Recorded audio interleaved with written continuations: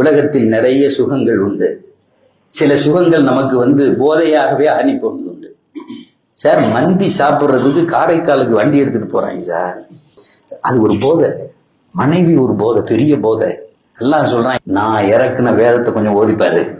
இந்த மனைவியை விட, இந்த உணவை விட, இந்த உலகத்தை விட பின்னாடியே போவ, அதுக்கு பின்னாடியே போவ.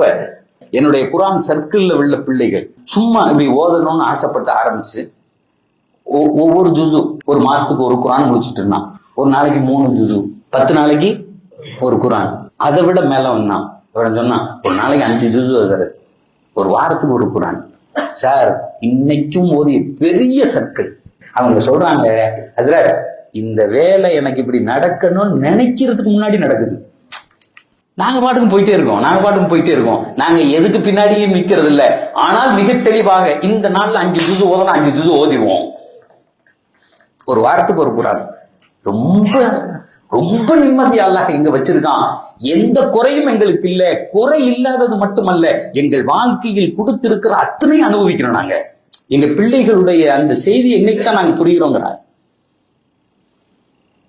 உங்களால முடியும்.